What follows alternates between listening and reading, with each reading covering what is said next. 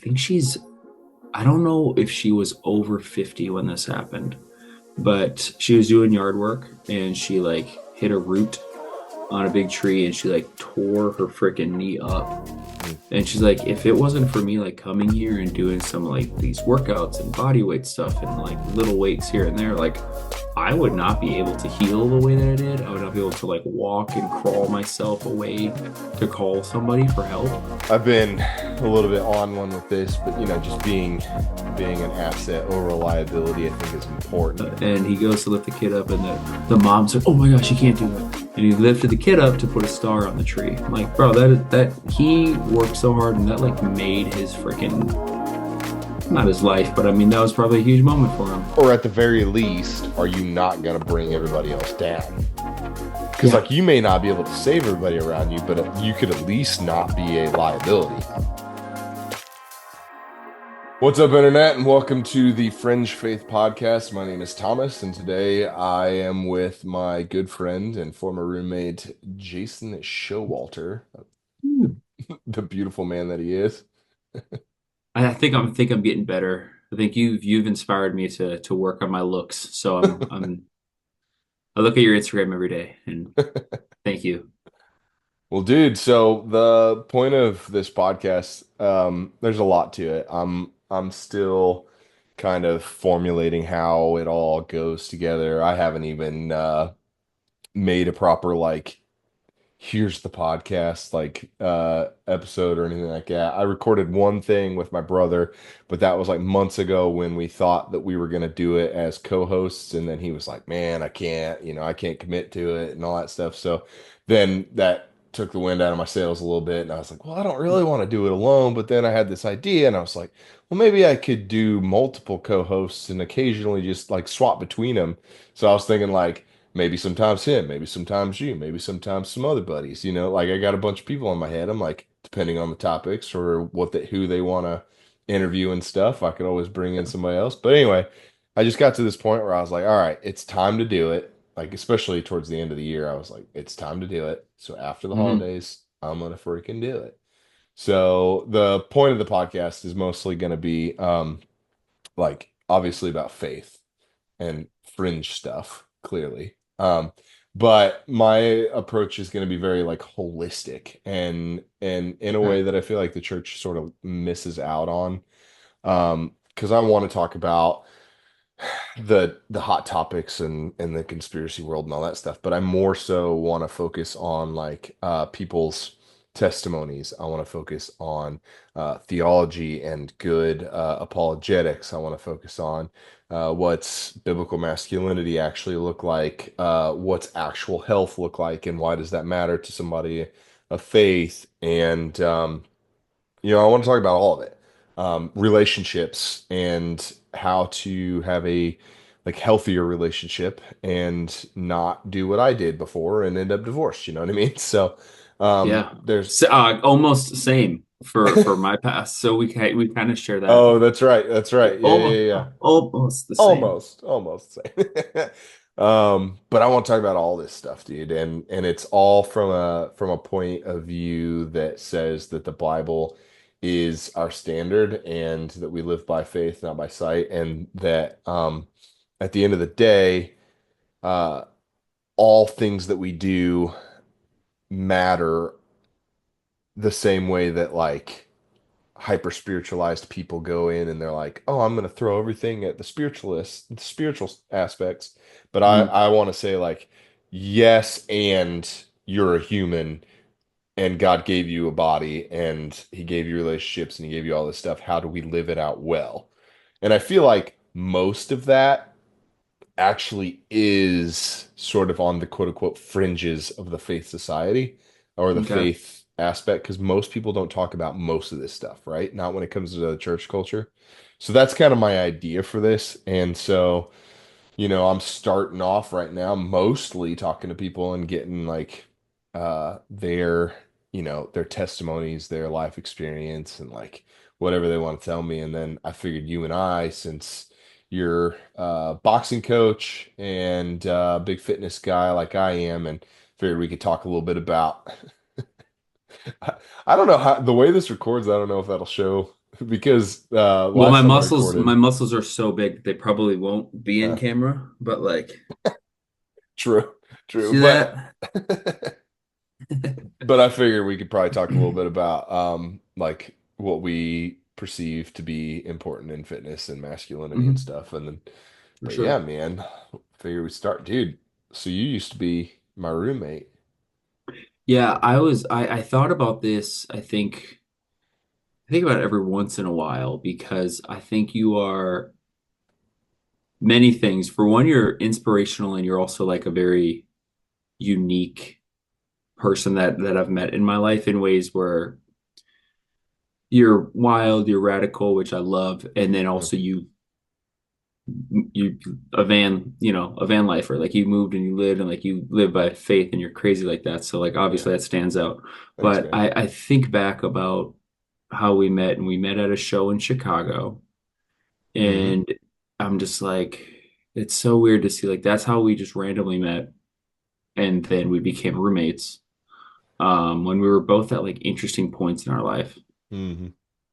Um and then I feel like there was probably like maybe I feel like there was only like three, 2 or 3 nights where we had like good talks that I wish we would have had more. And then Yeah. we ended up actually talking more and in depth after we lived together. Yep. Our schedules were freaking weird, dude. Our schedules were weird. And then like I was at an interesting point in my life, relationship wise, and then also just with myself, like um I guess like church wise, but also like work was weird because it was during, did you move in 2019 or 2020? It would have been it would have been in 2019 because we went into 2020 as roommates. And it was Yeah. the end of 2020 when I moved out because 2021 is when I moved out to Wyoming.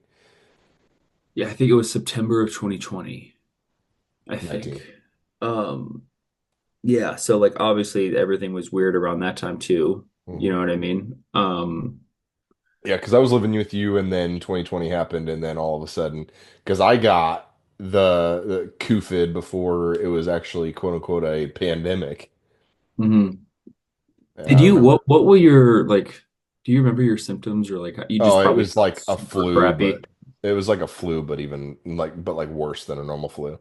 Okay. But it was basically just a flu that knocked me on my tail for a week.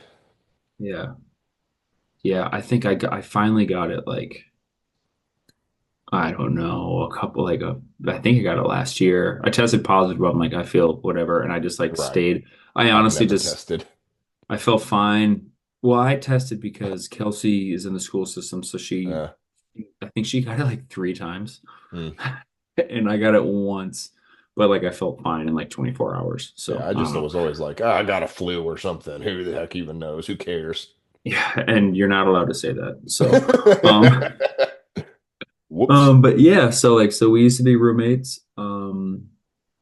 But even before we were roommates, like I think we still kept in touch a little bit. Yeah, because I mean, I probably met you like 2 years before we were roomies. yep, it was. I think the show was. It was a I went to see Silent Planet because I Hmm. saw them a week before, and Garrett was like, "Do you want to go do guest vocals?" I'm like, "That'd be so crazy." So Yeah, I dude. did that, and that's how I met you. But then I remember seeing you at other shows in Indianapolis after that, where you would Hmm. obviously be on stage for numerous bands, and Obviously, yeah, okay. yeah, no, I mean because you have the talent to do it, but Uh, also you're Thanks. outgoing enough to like Ask him if reach. I could do it. Yeah. Yeah, and they love that because like almost every time I've seen Phineas, it's the same thing. Like I'll see Sean and be like, "Hey man, for the breakdown of this, like if you're doing it, can I do that?" They're like, "Heck yeah!" I'm like, Hmm. "Cool," you know. Yeah. Um, and then I remember I got out of a relationship, and I think Well, I let's met you. Sorry, before we yeah. get into all that, like you grew up in the church, didn't you? Your family was in the church and all that, right? Yep. So, I'm from St. Paul, Minnesota, and it was in like the 90s where the big thing back then, at least in our area, our neighborhood was like Catholic And services, you can Catholic tell churches. he's from Minnesota because of the way he says Minnesota. Anything with an O and an A is where it sticks out. And bag. Apparently, I say bag and bagel differently. Yeah, apparently. Whatever, you're in California, so Well, only for a little while. yeah, I know. Um, so yeah, I grew up Catholic, and I was in, I don't know, I mean, I was like 5 years old till maybe I was like a teen, like 18 or something. Yeah, till I was like 18, and I was like Catholic church was like the only thing that I thought every church was like that. Okay. So I think there's some like as I get older, I think there's some beauty to Catholicism a little bit. And I'm not Hmm. here to knock it, but like it just wasn't for me. It wasn't Yeah. something that like it seemed more like I was forced to be there than wanting to be there. Yeah. Um, and I don't think you really gain any type of relationship with that. Or at least for me. Some people probably do. Yeah. Um, but yeah, like I grew up as, my grandma and grandpa, huge Catholics.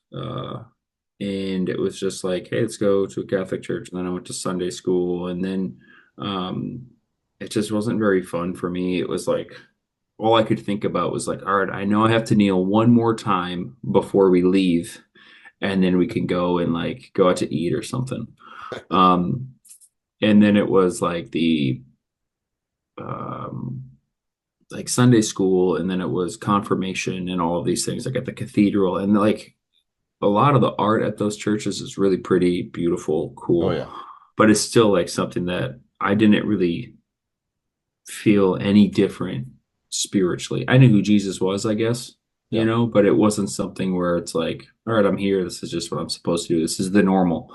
So then when Yeah. I moved to my sophomore year, I moved an hour north with my family out of the Twin Cities, and my parents started going to, I guess, non-denomination, Yeah. you would call it, or like a Baptist church.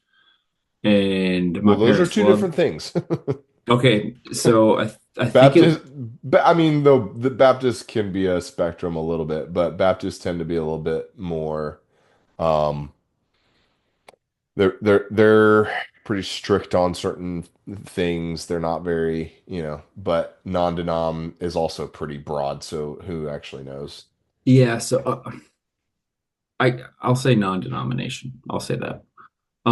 So they went there and they're like, "Oh, we love it." Like the worship music was actually like worship music, not these hymns, you Yeah. know. Yeah. There's like a band on stage, like you just get more energy and stuff. And I'm like, "Oh, Hmm. cool." But like I still had a view that every church was boring Catholic style for me.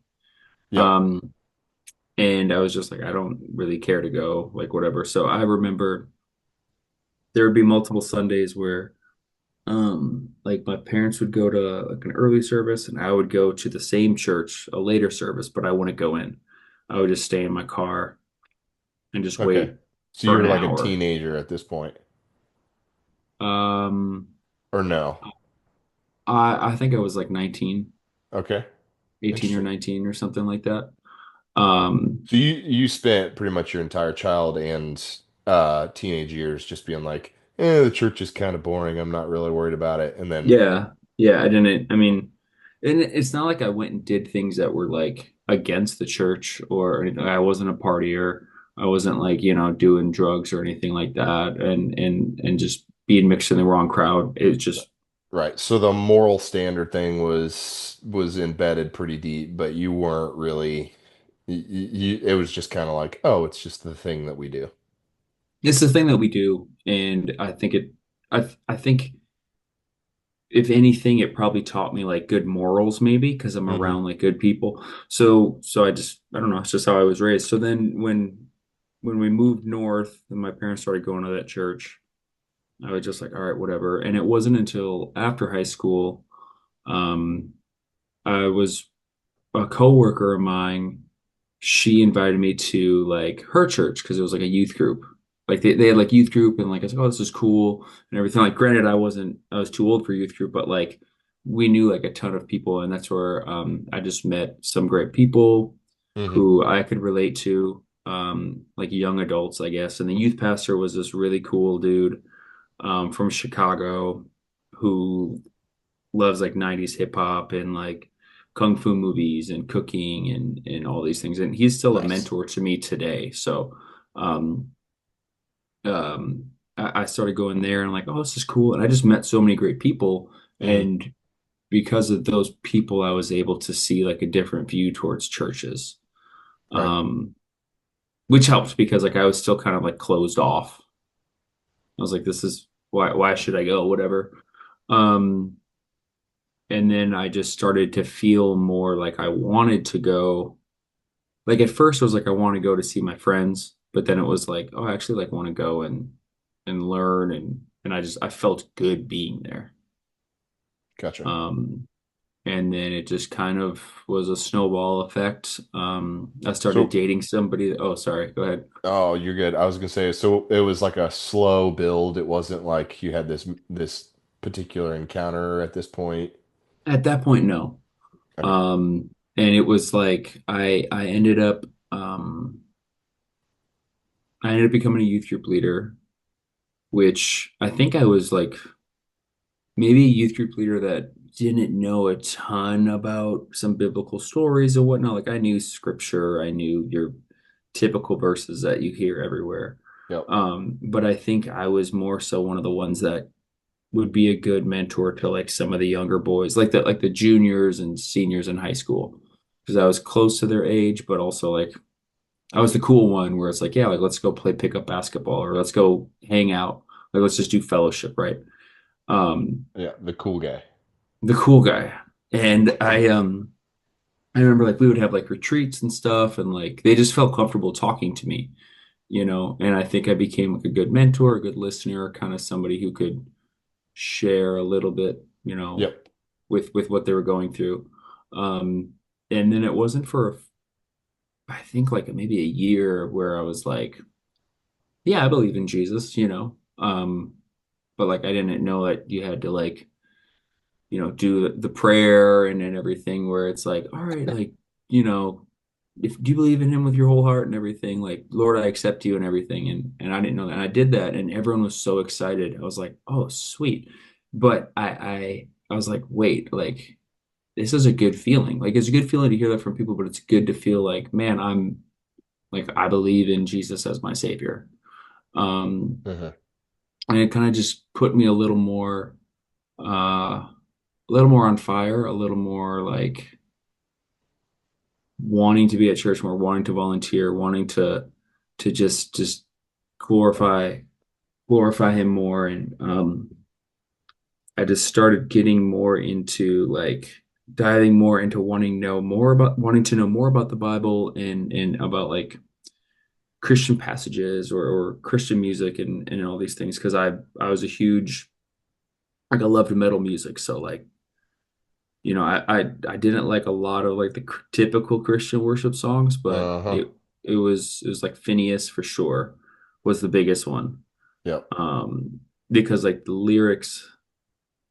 I could like the lyrics meant more to me. Just with I mean, I have two Phineas tattoos. I got one on my wrist and one on my bicep. Yep. So it's like there's a lot of like Christian music that really just kept me going and like wanting to blast it and scream it and sing it. Um, and then I just felt like I kind of just like plateaued. Like that was just the normal, like I was the youth group leader. I was around the people. I was helping kids and whatnot, praying, worshiping. Um, and that was just kind of my normal for most of the years uh I was a youth group leader, and it wasn't until I think my second to my last year as a leader. I was a youth group leader for like 5 years. Okay. So So from 19 to about 24. yeah. So when I was 24, yeah, when I was 24, we had a mission trip in Mexico, and it just opened my eyes to like first off, like even if you go on a mission trip where you're not a Christian or whatever, your eyes should 100% be open when you go to another country. Hmm. Like the way of life, the poverty, the culture. Um, the safety, the health, the security, everything. So we were in Mexico and we were rebuilding a church. Um, it was like 4 hours south of the border, Rebuilding it? rebuilding it. So like or maybe completing it, Okay. I think is more of the word or more of what I meant. Was it Um, like what so it was just in the process of being built or the walls and roof were up, and that's it. okay. Like there was no like no windows, no door, no shingles or anything like that. Or like even parts of the ceiling were still missing or the roof was still Okay. missing. So we were down there for a week and we're just in like this rundown village and everyone was just so like loving and welcoming and happy. And the things that stood out to me um were like we're down there, we're staying at like this, I guess like campsite type of I don't know, compound, I guess you could say. And then we all Mm, hop in a van each morning and drive down to the village. Um, and it was just like these kids who, if they have shoes, they're not matching. If they mm, have a bike, one of them's a flat tire. If they have clothes, they all have holes in them. But like they are happier than anyone I've ever met in America. yep. They're Yep. just they're on fire. They're grateful. They're thankful. They're just filled with joy and everything. And I'm like, man, like what is it? Like what like part of me was like doing the comparison thing, which I still struggle with today. But it was like, man, I don't have that same fire. Like I don't have that same like joy in my heart. Like, is that normal? Um, but they were just so happy, and you could just see them like praising and worshiping Jesus, and just being so they have like nothing, and they're the happiest people in the world. Hmm. And it really opened my eyes when I was there, and we came like after the trip was done, we came back and like the next month our church did our annual baptisms in the lake. Hmm. So I was like, man, I feel like I need to do this. Like I'm on fire right now, but I don't want it to just be like here's a little high. You know what I mean? Right. Um I just like I feel like this is right. And I gave like my testimony, my experience in Mexico, um, how I grew up, pretty much what I have just been telling you. Yeah. And yeah, I was baptized and I was like, man, I just, this just feels right. I feel in such a good place. And I was 25 at that point. Okay. So it was 10 years ago. Nice. Yeah. So, have you had any like really like so I know for me, especially when I was younger, in those years, but like early 20s and stuff, I know that I would just have like moments in worship where I'm like, holy, okay, so because I had a similarly, I had gone to a youth group when I was in my 20s, but I became like a youth leader as well, and it was in that atmosphere where I sort of had I guess moments where I was like, oh, like I'm not just a Christian. This is actually the most important thing, and everything else is second to this. And Mm. I just have worship moments where like God would just like show up and you just tangibly feel him. Like maybe not seeing like miracles and people getting healed or anything like that, but like those moments, like do you feel like that's like was that pretty similar to your experience back then? I didn't have those moments until I moved out to Indiana. Okay. And looking back, I think it's probably because I just became a little too comfortable. Okay. Um, and like I was kind of always seen as like the youth group leader. And I remember another mentor of mine said like, "Hey, you need to like you should step up and volunteer at the church in different ways or like work with men's groups and stuff because otherwise you're just going to kind of just Plateau. seem like yeah, like plateau." And he was right. So it's like after my baptism, everything was good and cool. And I was in a relationship. I was dating, dude, I was dating a pastor's daughter. Danger, Will Robinson, danger. Yeah, everyone says that. I don't know why. I'm just kidding. No, I'm just kidding. No, and it was like I was like, man, this is cool, but there was definitely a pressure to it that I didn't realize because I was, young. Where it's like, wow, I'm literally dating the head pastor's daughter right now. Um, so I know eyes are on me, a lot more eyes than there should be, or whatever. And that relationship didn't work out. I think I was focusing more on just being a good like partner and like not focusing on my relationship with Jesus. And um, I don't know. I don't want to say like I turned away from God, but I didn't really just have this. I didn't have this like strong, faithful spirit anymore. Okay. And do you feel like that was attributed to anything in particular, or you just got comfy? I think I just got comfy, man. Um, and after that fizzled out, you know, I was confused. I was like, man, I'm praying, and then like I didn't have the patience to wait to see what God was telling me, or maybe He was telling me something, but I was too clouded with my own judgment. Um, and I was like, okay, well, I don't know what to do. So then I had an opportunity to move out here to Indiana. So was this while you were still trying to date this girl? That I mean, this was like uh, probably like 5 months after.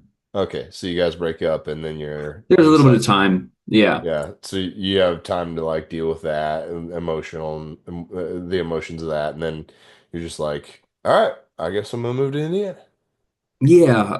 One of my best friends had an opportunity for me to move out here. Um, and work with him. So I worked with him, and that's where I knew him from the church in Minnesota. Okay, So him and I are youth group leaders together, and we're still like best friends to this day. And he had an opportunity for me to move out here, and I was like, you know what, I'll take it, I'll try it. I went for a leave of absence at my current job, came out here for a month. I was like, this is cool, and it was new. So I was in a new environment. Um, Uncomfortable environment, so you're pretty much forced to adapt. yeah, but it's kind of nice that you were able to take a leave of absence instead of just completely quit. Yeah, my parents weren't, my dad was not a fan of it. Huh. Which I mean, I guess I get it. And while I was out here, I was like, I think I'm gonna do this. I'm just gonna go back, quit, and move. So I emailed my current job and I was like, hey, I appreciate the opportunity. And I was 26. Yep. So or 25. I don't know. I think it was 26. And I gave him my notice. They're like, all right, cool, understandable. So I was still in Indiana when I did that. Okay. So I drove back. Um, Looking honestly, now that I look at it, this is probably the worst way to do it because I was on a leave of absence and I'm like, hey, I'm also quitting. Uh, so I drove back and then I told my parents, I was like, I think I'm gonna do this. And my dad wasn't happy about it. He's like, okay, well, I guess you got to give your notice then. And I'm like, I actually already did. I think I'm gonna do this. Actually, I already have decided. I'm just letting you down easy. Yeah. And it didn't go too well at that house, at the household with my family. But I was doing this for years, kind of like taking these leaps of faith, and I'll never forget my dad would always say, like, you do these things and if you go with your gut or you feel this, but you end up landing on your feet, and I think it's because of your faith. So I'm like, all right, well, thank you. Or I'm just stupid and I it just like to pans think out. I like to think it's because of your faith, because I've done the same. Yeah. So yeah, so I ended up moving out here, and then it was I felt rejuvenated, and I went to iTown Church, which I know you're familiar with, Yep. and it was kind of like before, where it's like here's a new church, here's a new place, and a more updated like atmosphere or or presentation compared to my church in Cambridge, Minnesota. Mhm. Where I'm like, oh, like the worship's, a little better. Like you're playing like Hillsong and it's like a full band instead of it sounds like a folk band at the time in Minnesota. So I'm like, all right, this is getting kind of blah. Yeah. Um, so everything was cool. Um, and I was there for a few years. Um, and I just I don't know, I felt good there. Like I felt like I wanted to go. Yep. It was at least a community for me to plug myself into. Because at first I didn't know anyone um, other than my friend and his wife. So my day would be wake up, go to work, come back, and then just sit at my house by myself. Hmm. So I was like, this is just kind of not not very exciting, you Yep. know. Um, and I ended up like I was just again at a weird point in my life where I was contemplating on moving back and then staying and then started dating somebody and then I did move back and then I moved back to Indiana again and it was just like I'm all over the place. And that was Um about the time that you were dating old yes, I girl. was yeah, old girl. I don't even remember her So name. Actually, now that's I do. okay. So I moved back here and I was like, all right, I was still going to I-Town. I got plugged into I-Town. I became friends with um Tyler Sapp, who at the time was like the main worship, I don't want to say director, That's but the right. main worship leader or something like that. Hmm. Um, and yeah, like I didn't like again, so like I'm new to this place. So anybody I meet, I'm gonna kind of like I don't want to say like force myself in like a weird position, but like I would go out of my way to like, hey, like, do you want to grab coffee or something? Because that's what Right. I knew. Like in Right. Minnesota's like, hey, can we just grab coffee and like I can learn, like we could just learn about each other and just like become friends or something. Exactly. Because I was by myself. So it's just who you surround yourself with is big for me. So became friends with Tyler, still friends with my buddy who I, was working with. Um, he ended up moving to Colorado with his wife, and I stayed in Indiana, and I'm still here. So, uh, yeah, yeah, I don't know. Gosh, what was that? I was 20 till I was probably 30 or something. I was pretty big at I-Town going there. I was going there Mhm. pretty consistently. I started doing like the 6 a.m. prayers and everything. Like I drive way up there and go to their early morning prayer during their 21 days of fast and Mhm. um, first Wednesday. I was just there all the time for a couple years, Mhm. 2 years. So for you, faith was like just a slow, steady build over years of just being like, okay, this like I can feel something on it, like I can tell there's truth here, and I'm just gonna invest into it, and then it just kept building and kept building. It kept building and building, and then, like I said before, it wasn't until I was out here and I went to I-Town where like I did get those emotional connections during the songs. Like Hmm. I would start crying, and I'm like, man, like I haven't really had that emotional experience in crying during a song. Yeah. Um, and now, like I think I go through like my worship playlist on Spotify, and I know there's for sure like three songs that will just they'll just hit me. Um, Uh-huh. and I'll just like tear up or I don't know. It just hits me differently. Um, so because I had those feelings, it was part of the reason why I liked being at iTown.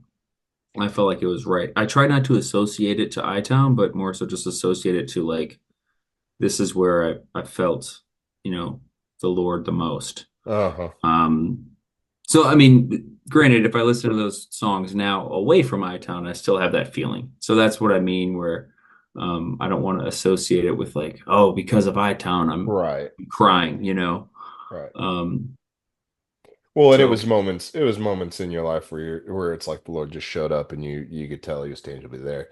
It doesn't matter yeah, what church you're in, like that's yeah, still a exactly. fact of what happened. So, yeah, Hmm. man. So let's how about how did the How did the relationship fall out? How did that affect you? And like, do you feel like you had a crisis of faith? Because for context, we alluded to in the beginning that like you went through something similar, and in that, you can tell whatever you want to tell, but like, it wasn't a divorce, but like it was pretty serious. So go ahead and how did that like affect your life and faith and such? So I was probably at my lowest point. Um, Health wise, spiritual wise, physical, I just was not at a good point. So it was, you know, we met at a boxing gym, and it was, we connected, everything was cool, we went to church together. Um, and then when I moved out here, our plan was to, like, all right, cool, like I'm not moving out here until we're engaged or whatever. So uh, we got engaged, placed together, and there was just so many moments of like we would either butt heads, or she would tend to shut down, so she would just disappear. She would Hmm. not be at the apartment. She would just go to her family's house, which was honestly a mile away, and just shut me out for days. And she would do it constantly. I'm like, okay, this just isn't right.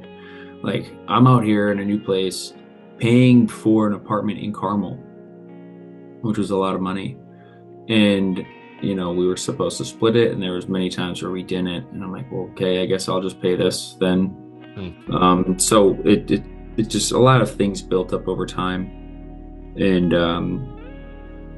it just became toxic. Like, we just kept butting heads, grew apart, and then I kept trying, and then there was the opposite for them. Um, and we broke up, and I was like, all right, this is weird, whatever. And then we got back together, and then broke up, and back, like, on again, off again, whatever. And I remember I called two people. I was like, dude, I don't even know what to do anymore. Like, this is ridiculous. I went to Kroger in Carmel, and I bought a bottle of I forgot what kind, but it was a bottle of rum, and I was just driving around drinking it in Carmel. I was like, I don't even care. Like, I was just like, not like a suicidal part, right? But I was just like, I don't really know, man. Like, I called a couple people, like, this is where I'm at, dude. I don't know what to do anymore. It's driving me crazy. Um, and I wasn't like slugging the bottle. It was like I was taking a sip and then just like driving around. Hmm. Granted, still wrong. Yep. But it was just, yeah, this wasn't in a good place. I'm like, this is ridiculous. And then every once in a while, there'd be like a small glimmer of hope where I would hear from that person, and I'm like, oh, cool, like we're gonna work it out. And I'm like, all right. And then it's just right back to this vicious cycle. And then I moved out of the apartment. I moved down off of Keystone with a buddy of mine who was in the same situation. So we became roomies, and then I was like finally getting better at life, and things were just going better. Like, um, things were better. Like, things were better at work and whatnot. I felt happier, and then that person came like trickling back in and seeing me doing good. So like, I'd be like, oh, cool, like they're talking to me again, and then it would happen again. And I was just too blind to like really catch it at the time of like, this is what's gonna happen. Hmm. Um, and then things were going good. We ended up getting an apartment together in the apartment off of Keystone. Everything was back to normal for like, I guess, a month. And it was just back to that on again, off again, back, back, back, back, back, and then shut down and then disappear. And I'm like, okay, I'm paying the rent by myself again, whatever. Um, and it just turned me into like just an angry person. Hmm. Like, I was just bitter. Um, and I don't know if I was angry at anything or anyone particularly, but I stayed true. Like, I just kept praying, and it, I guess it was probably selfish praying. I was like, hey, Lord, like, I just pray that things are gonna go good. Like help me become a better man with this, or I pray for this relationship. And I'm like, I just wanted the answers to go my way instead of listening, you Yeah. know? Um, and it was like one trip I went to Minnesota. They were supposed to come with me, and they didn't tell me till the day of that like they're staying back. I'm like, great, so that just screws everything over. So I left, and when I came back, they were gone. I didn't hear from them for like a couple days, and then I saw a picture of they were with somebody else. So I'm like, all right, well, that's interesting. So Mm. and all I got was like, I'm gonna take my stuff and move. I'm like, what the hell? I don't know what that means, but great. So and that was it. That was the end of it. That was that was that. I'm like, great. So now I have an apartment by myself. And that night I found out, I remember I hung out, you came over. I think you either came over that day or the next day. It might have been that night you came over, and I think I was just like making food. I'm like, you just want to like chill or something. So, Huh. um, I actually don't remember that. but it was I just remember you took an Instagram video because you're so active when it comes to content. Not anymore. No, that's okay. I remember. So you came over and we just talked a little bit. And I think that's when we talked about you moving in, or we just started talking more and Okay, no, um I do think I remember a little bit because that would have been I was because that probably would have been while I was going through the divorce stuff. uh-huh. And I would have been in that apartment for probably a few more months. And then I think eventually, because I remember it was I like FaceTimed you and asked you like, "Hey, dude, you you need a roommate?" Yeah, and I was like, I mean, it's just me and like super chaotic crazy dog, which he's still crazy, but he's cool Mhm. now. Anyways, yeah, so then you moved in. Well, before you moved in, I remember again, I was like going through this whole like, all right, I'm gonna post that I'm at church. I'm gonna post that I'm going to like 6 a.m. prayer, or I'm posting Bible verses and all these things with hopes that that person would respond. Like I was just Mm, so stuck on like wanting to make this work. And I remember telling people at work, like my close friends, like, yeah, like I don't know, like she sent me a text message, and like they didn't tell me till much after. They're like, dude, we were so happy you moved on. mm, Like I was just not myself. I was like, I felt like I was just like stuck in and clouded and um, wanting to be a good person for them instead of just a good person for myself. hmm And yeah, it wasn't until like finally I just like, dude, I'm like done.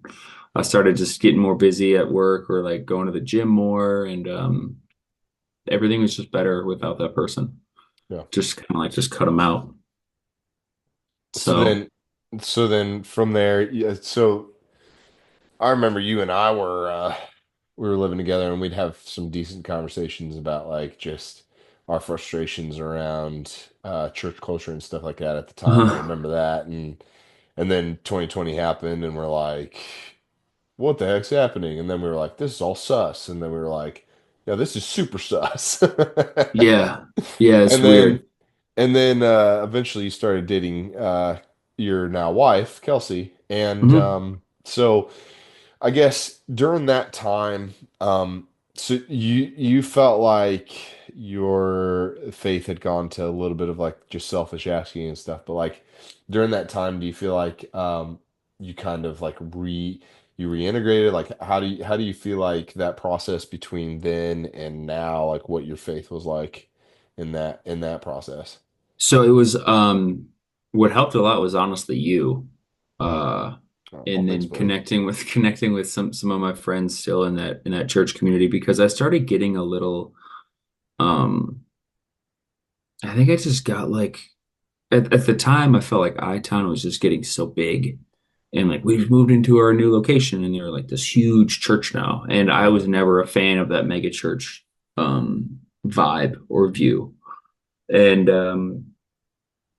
it just seems like a show more than like And I'm not saying every church is like that. So I know there's churches out there that are good for everyone, for the right person. But I just wasn't vibing it. And I felt more connection through Christian metal worship music and and just podcasts. Like I would listen to Stephen Furtick from Elevation Church. Hmm. And I was like, I'll listen to like his podcast or their sermons. So I'd listen to sermons online. So I wouldn't actually go to the place. And I started to justify like, all right, if I want to go to iTown, it's like an hour and a half round trip drive for me to go. And it just started getting so big that like people didn't like I didn't recognize too many people. And then it was Hmm. just like I mean, I felt like I would get the same connection not going if I would just listen to a sermon or watch it online. Okay. Um, so that's kind of really what happened. And then when I started dating my now wife, um, it pretty much be kind of the same. I mean, at work I could listen to sermons and whatnot, my headphones, and um, since I was working in the brewery industry at the time, I'm working almost every day. So Yeah. like I turned our Sundays instead of going to church, it was like, hey, do you want to go and I got free movies and free beer and free food, dude. Like it's the number one date spot ever. So like I'd say, hey, I have to run up to the brewery to do this. Like since we're up there, do you want to just go and like see a movie and grab lunch? So I kind of just distanced myself from church just due to my schedule. Hmm. It wasn't so much like I was angry or turning away from God or anything. I felt like I was still getting a connection not going. Um, which I don't know if that was the right move or not, but um I was still like daily trying to plug into at least praying or Uh-huh. reading the scripture of the day or doing Bible plans on the Bible app. Um, but it definitely I wasn't around the church community as much. Hmm. Do you feel like are how about like now? Are you guys going somewhere now? Yeah, so we go to so our son goes to daycare at a church that's right up the street. Okay. So when we started going to that, it was a couple months ago, and I understand. Well, I forgot. I think it was the first two sermons, like they ran like a little bit longer. Most sermons are what, like 60, or most services are like 65, maybe 70 minutes with worship, right? Most, I mean, maybe even an hour. Yeah, it depends. Depends on the type of church, yeah. Yeah. And the first two were like 90 minutes. And we're like, okay, this is we're here. But we had our baby with us, and that was like during his nap time. So it was like, he'd like worship time because he could see the lights and the music, and he would just like mouth breathe and look at everyone Uh-huh. and stare at them. Um, and then we're like, okay, he's starting to doze off, you know. And then like the services were during his nap time, which like again we're gonna make sure our baby sleeps so we Right. can sleep, right? So like Right. we could still like I can watch the sermon online or something like that. I can still get plugged Hmm. in or include Jesus in our day some Hmm. way.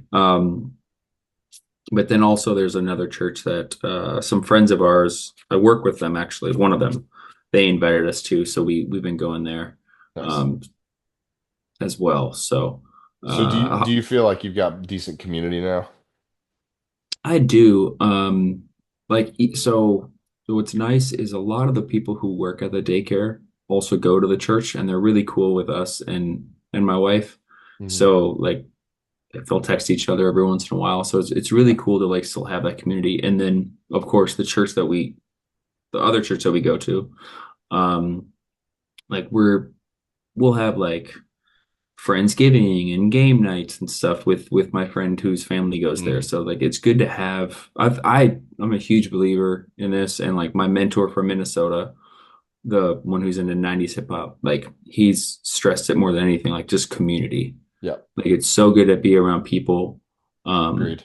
Agreed. Not a lot of people. Like it's cool to have at least, like if you do like a small group, I'm cool with that. Like 5, 8, maybe 10 people. It's good. It's just good to have that because you can hold each other accountable and share your struggles and stuff. Well, and So, that's what life needs to be anyway. Like I'm a firm believer in like it takes a village. It takes a village not just to raise kids, but to succeed in marriage, to succeed in like life in general. Like you can't no man's an island. And so yeah, man, I totally agree. And I think that's the most important thing at the end of the day. Like a service is a service, and mhm. we need people that are pouring into us for sure in that capacity. Like we need to be learning, we need to be um getting like what the Lord's saying for for each season, and the preaching and teaching is a great way to get that. But as much or more, you need the day-to-day community type thing. And I think that's what, especially in our generation, that's what we crave more than anything is that authentic connection. We're very curious, and we want to learn, and we want to be wowed, but at the same time, like what we're really yearning for, and probably every generation, if we're being honest, I mean, we're all yearning for that connection. And so I think that's absolutely that for me is probably the point that kind of you can't live without. You can go to a different church to get a different type of sermon, but at the end of the day, if you're not connected to people, then you're just going to flounder ultimately. And so Yeah. yeah, that's good, man. So okay, so I'm curious about this. With like with the fact that so you teach. All right, let me sort myself here. So you teach boxing, right? Boxing fitness classes. Yeah. Yeah, so not like one-on-one fighting each other boxing, but like boxing like fitness. So it's basically more of Yeah. a way for people to get their wiggles out. Yeah. So I have like all different types I've come across all different types of members or people where like if they want to do the actual like fighting thing, then you hold like those mitts, like those patty cake mitts, is what you can call them. Like that just teaches some things. But then also if you're not wanting to compete and you do that workout, like it's a very tough, difficult workout. Whether it's those mitts, whether it's hitting the bag, whether it's like, hitting noodles or even just simple strength training, it's a lot of functional workout stuff. So a lot of body weight stuff, TRX rows, things like that. Not the Olympic style heavy lifting that you have much experience with that I do not. Of course, of course. No. But Yeah. it's like fitness is important regardless of how you approach it, which Mhm. I'm starting to take more of a athletic approach to it anyway. I'm doing a lot less barbell movements. Honestly, I haven't done any since I had a sciatic issue a few months ago. Oh Other man, than yeah, other than to be some young again. well, it's mostly because I broke my ankle last year, I guess now year and a half ago. Um, Yeah.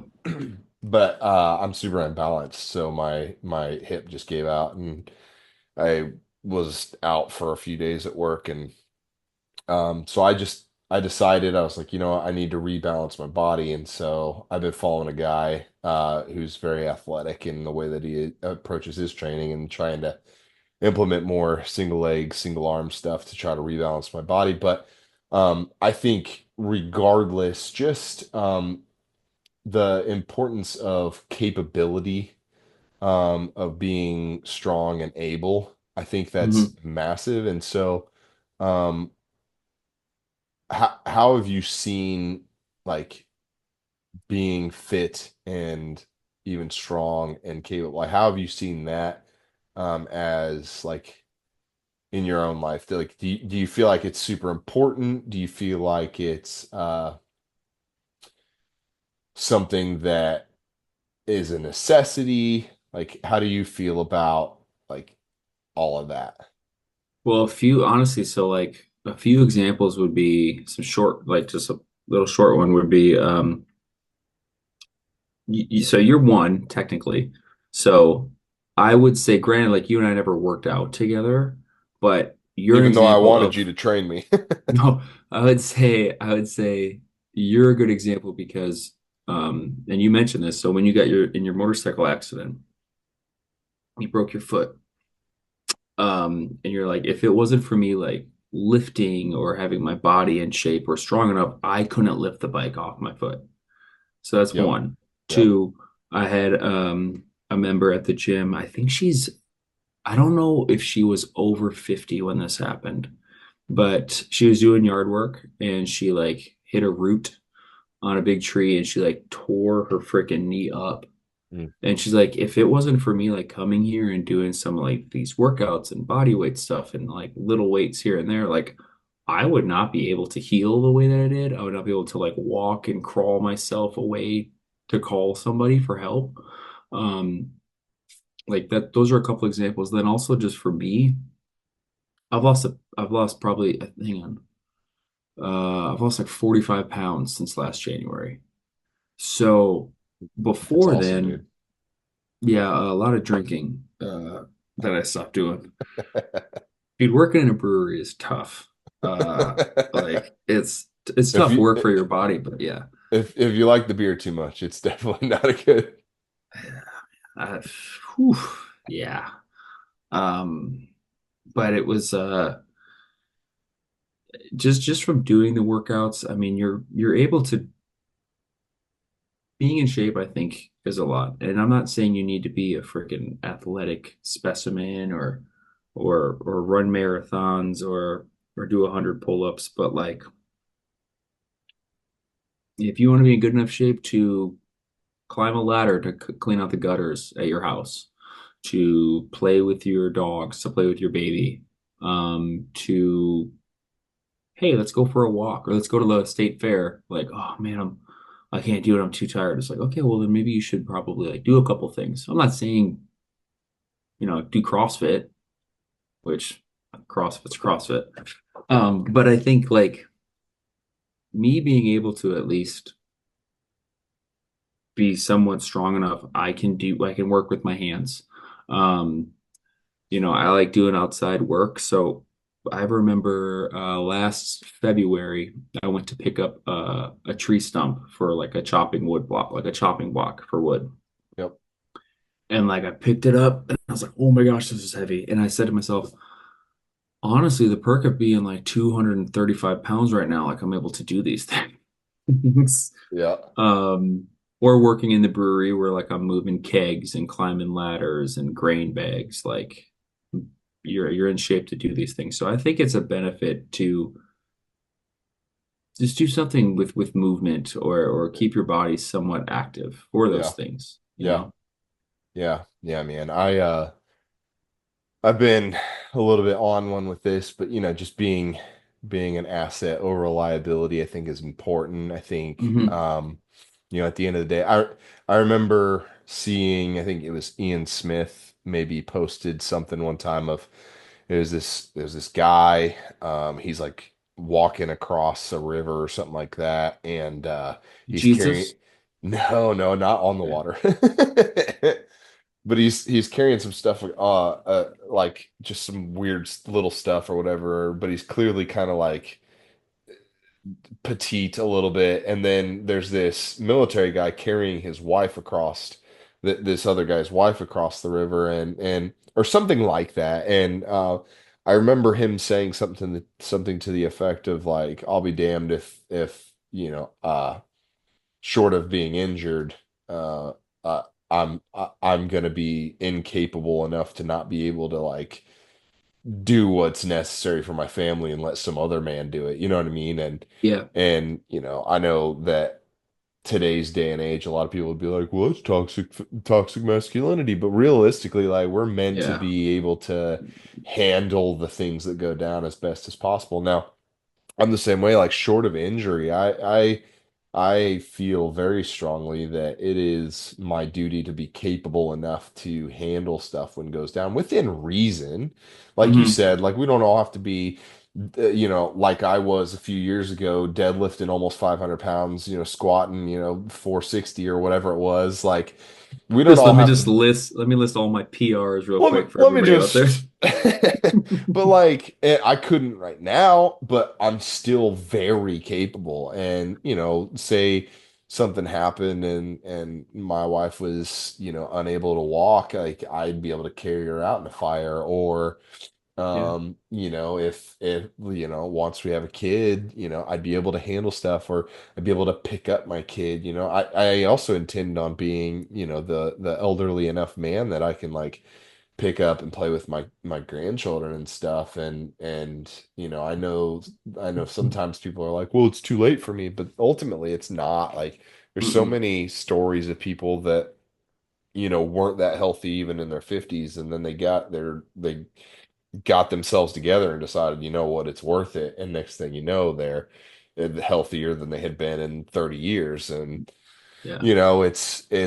it's possible, and I think it's important. But not only that, the science even shows that, any amount of like strength training, even if it's not like super crazy like a power lifter, if it's just some strength training, you're going to lose way less muscle mass, lose way less bone density when you're older. Hmm. You're gonna be just generally more capable. Like, you'll be able to heal from your injuries a lot faster, like you were Exactly. talking about. There's so much to it, and I've even also I'll listen to podcasts throughout the day because I just weld, and most of the time I don't have to talk to other people, so I just listen to podcasts. And when So I was, nice. it is pretty nice.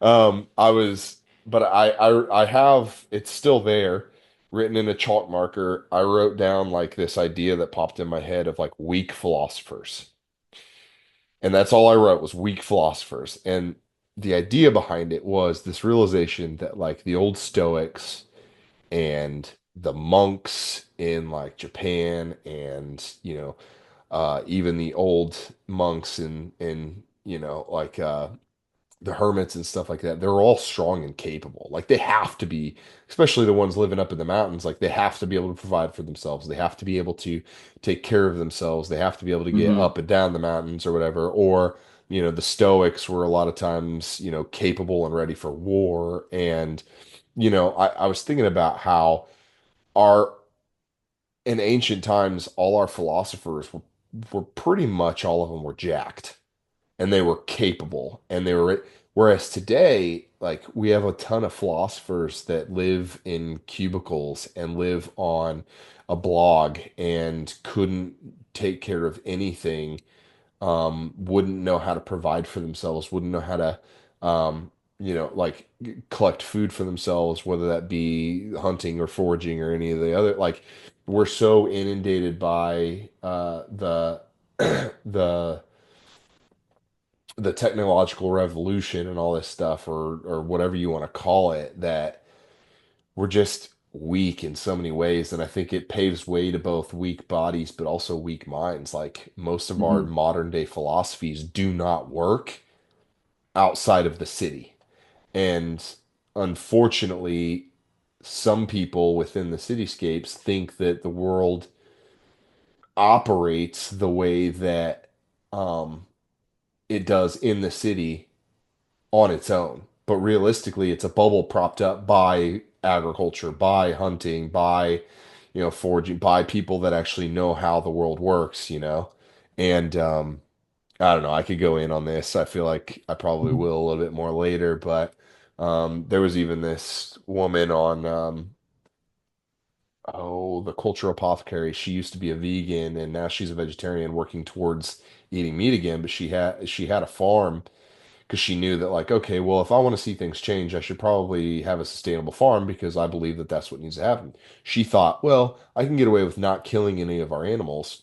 Turns out she realized, like, there's a reason there's no such thing as a third generation vegan.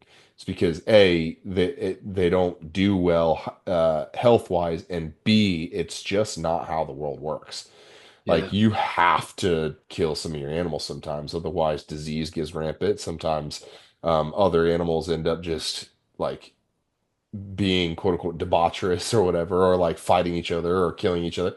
Like so there's this whole paradigm where I'm realizing the further we get disconnected from the old ways, quote unquote, or um, nature, even the stuff that I'm learning about like sunlight and other like all of it is leading me back to this realization that like we live in a world right now where we're full of like weak philosophers, weak in body, weak in mind, a lot of times weak in soul and spirit, like because most of our keyboard warriors aren't really actually leaning into the Lord in a real tangible way, you know what I mean? So I don't know. It's just something I've been thinking about, and I think it's important. And yeah, dude, it's like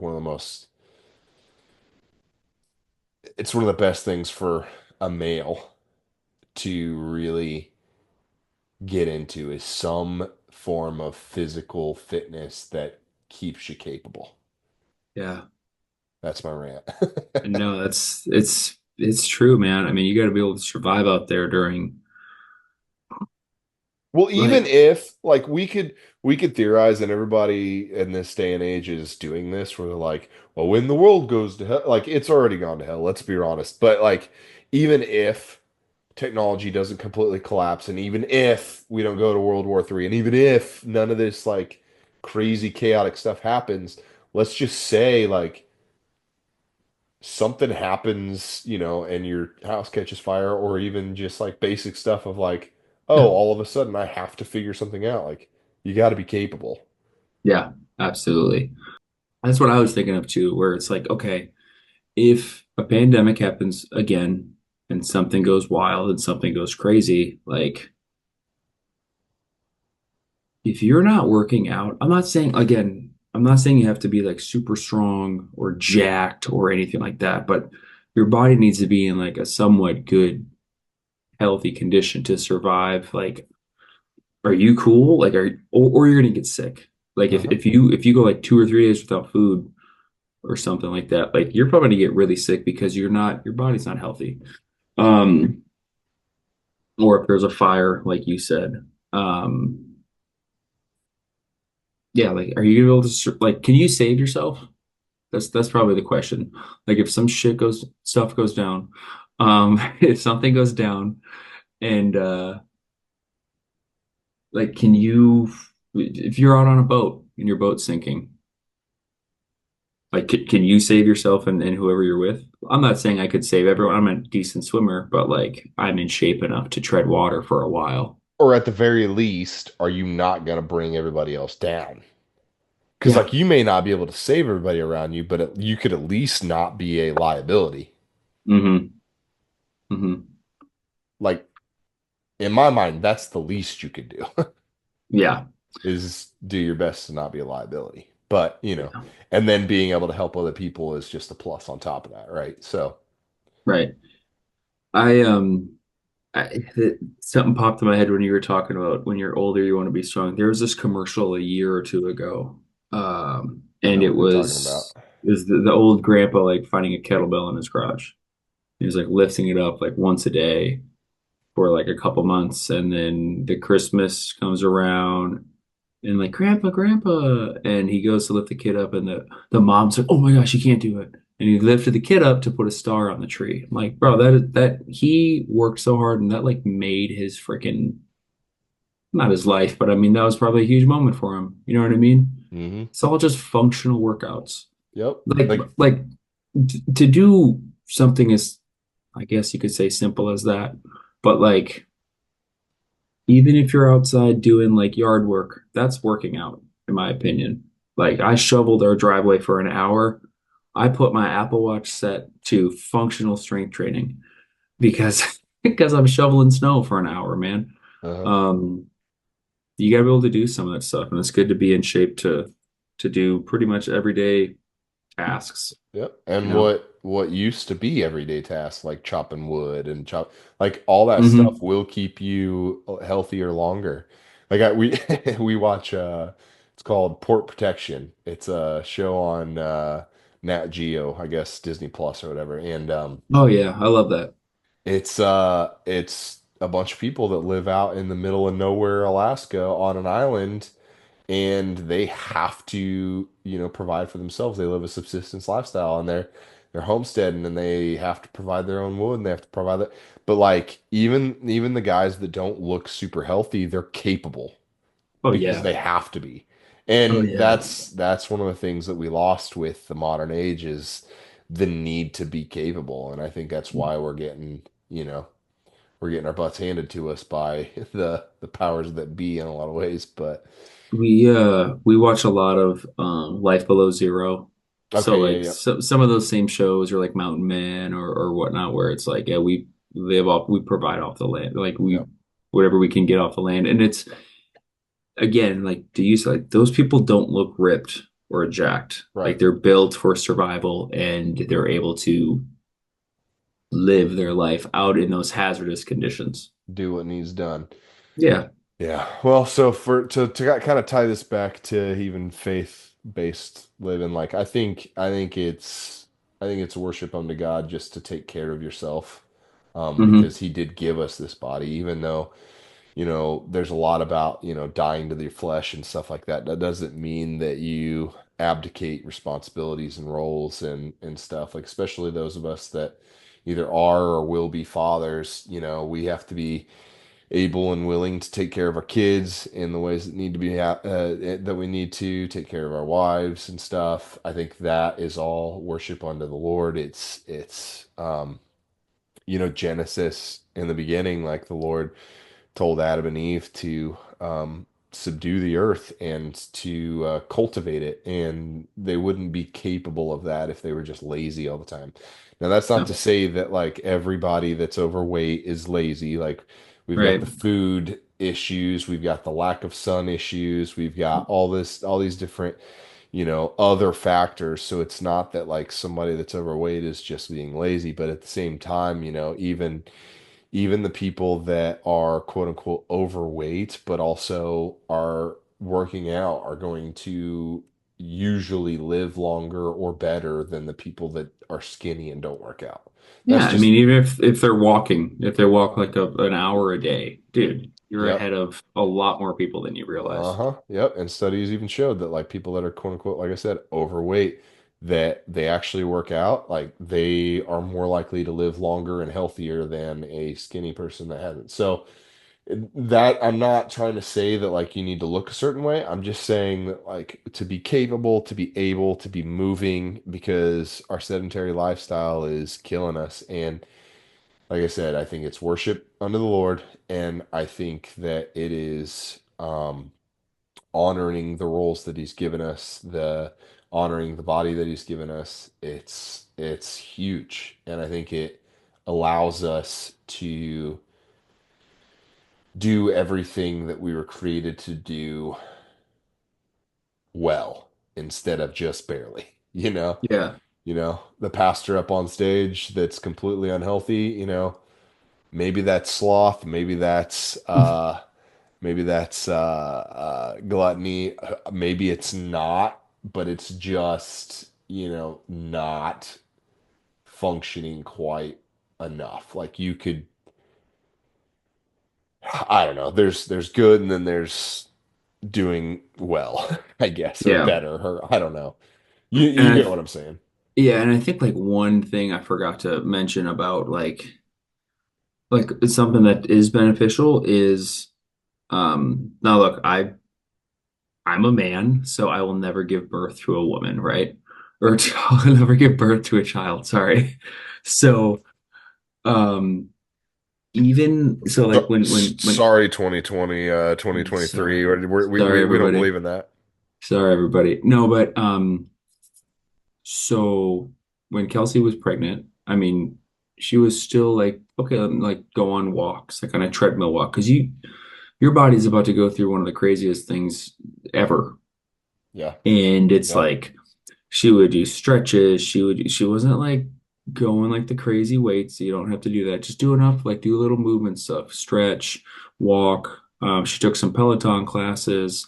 She like the yoga ball, like all these things that you're just getting your body strong enough and ready to go through that for one during the birth and then also afterwards. Like It's that's the thing. And like granted, everyone has a different experience during their pregnancy and when they give birth, Mhm. but I will die on that hill that if you have two women who are giving birth, one who doesn't do absolutely any working out, stretching, or walking, and one who does, one of them is going to have a better experience. Oh, I believe it. Yeah, Yeah, and you just feel better.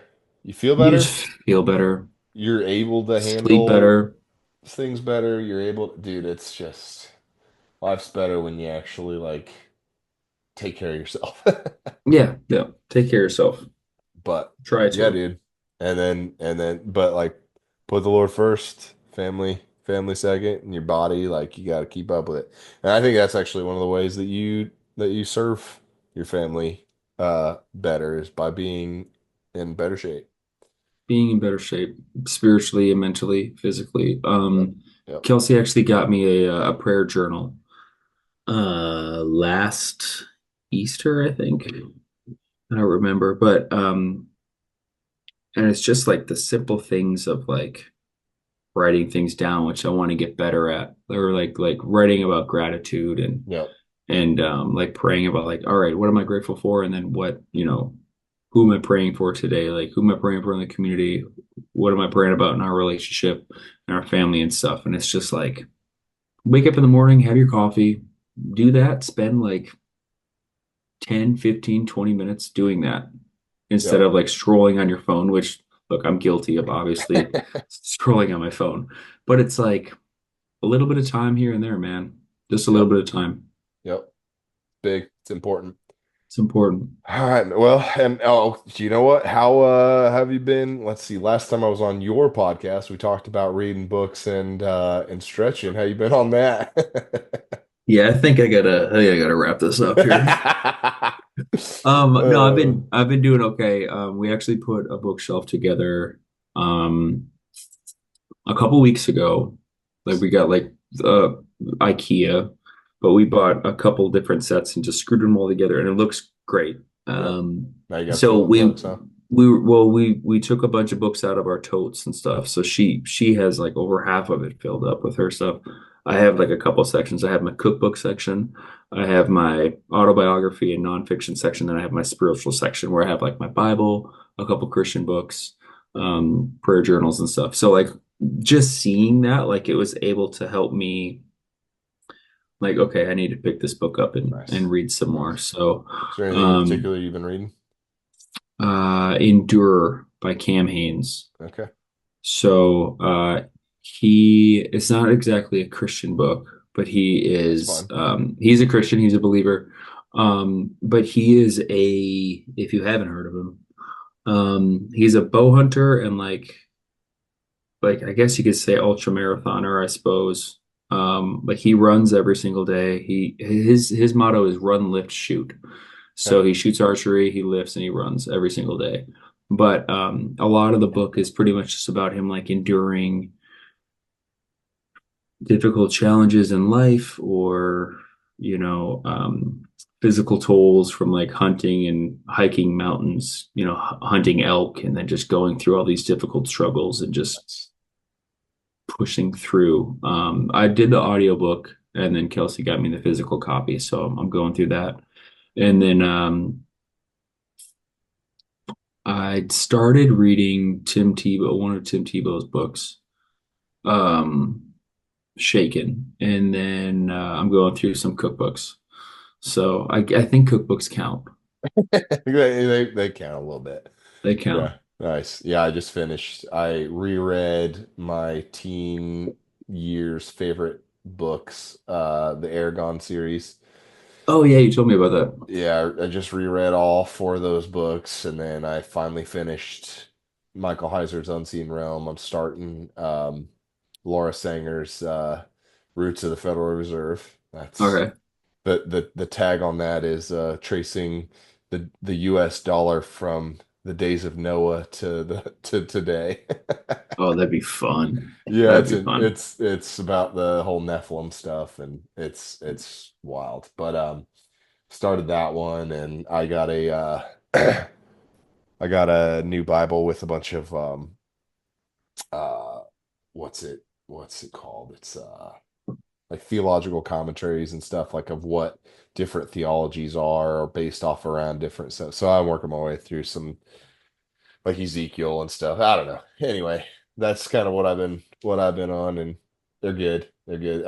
I recommend Unseen Realm for sure for anybody that wants to sort of understand the Okay. original Hebrew mindset around the Bible. But honestly, I feel like I get um I see a lot of what you post and like I try to like think like, dude, where does he learn all of this stuff?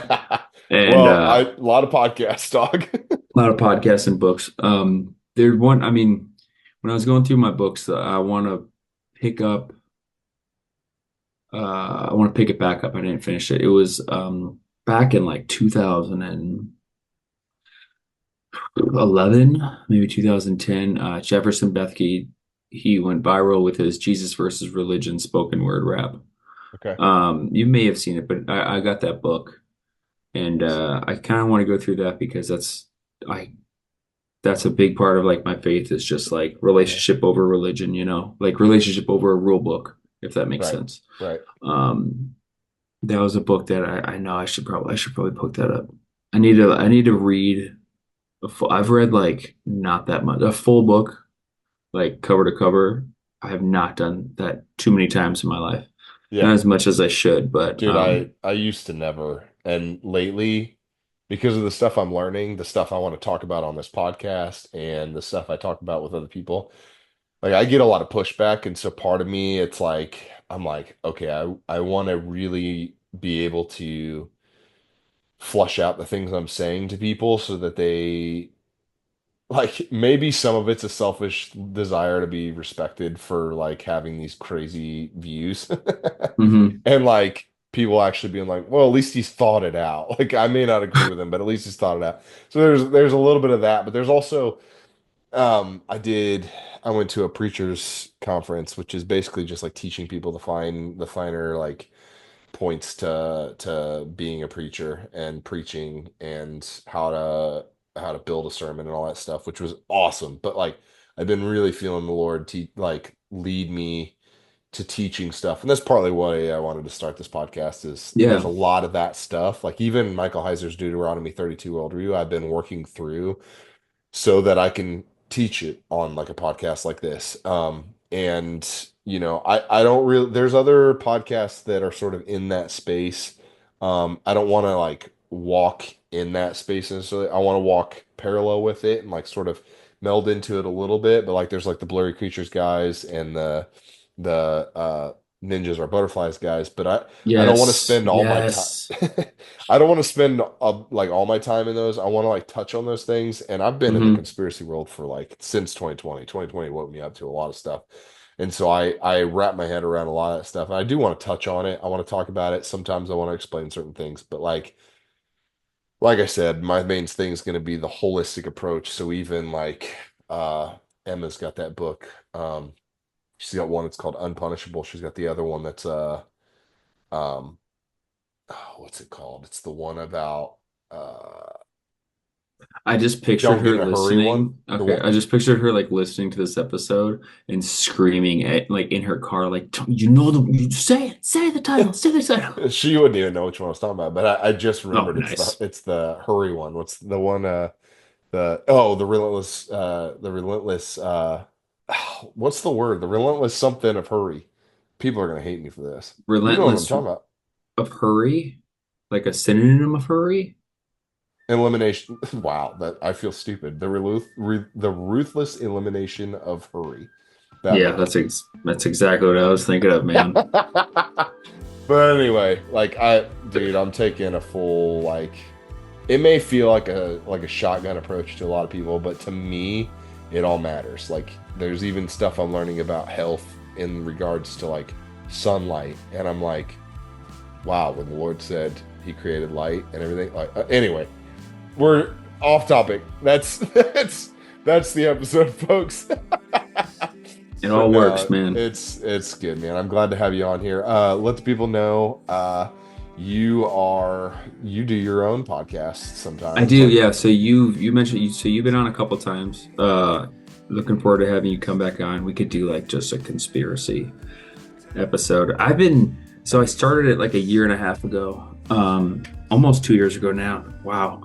And not to get too much into it, but like I have a lot of different kinds of people on there who are like passionate about something. So more so art, like almost everything is like an art. So I've had musicians on, former football players, former athletes and current fighters, and people who are like passionate about movies and graphic design. All these different, I guess, artists, and then just people who have Music. something interesting in their life, I guess. Um, and I haven't been as active the last month because it's like, dude, Thanksgiving, Christmas, Yeah. New Year's, and raising a child and stuff. So yeah, I have my own podcast. It's called Project Showtime. It's on Apple, Spotify, Amazon, Google, whatever, wherever you get them. Basically, I'm on YouTube and TikTok. So Dope, dude. Dope. yeah, Awesome, man. Well, I'm glad to have you on. I'll definitely have to have you on again. And like I said, I'll probably even reach out to you occasionally to see if you want to co-host with me on some stuff. Because yeah, I'd be down. That sounds yeah, awesome. because some of my favorite podcasts are the ones where there's actually a co-host instead of just the two people talking. So, I think it'd be a fun way to do it is to just get several people that I can just pull from and be like, hey, who wants to who wants to work with me on one? So that'd be dope, dude. But Yeah, just let me know. I'll get my tinfoil. I'll get it going. I'll have it right here and just loyal to the foil. loyal to the foil, baby. Shout out Teresa. All right, dude. Well, thanks guys for listening. Like I said, this is the Fringe Faith podcast, and this has been a good time with my good friend Jason Showalter. And like, subscribe, follow, do all the things, whatever. I almost can't care enough, but I know it matters. So, love you guys, and good night.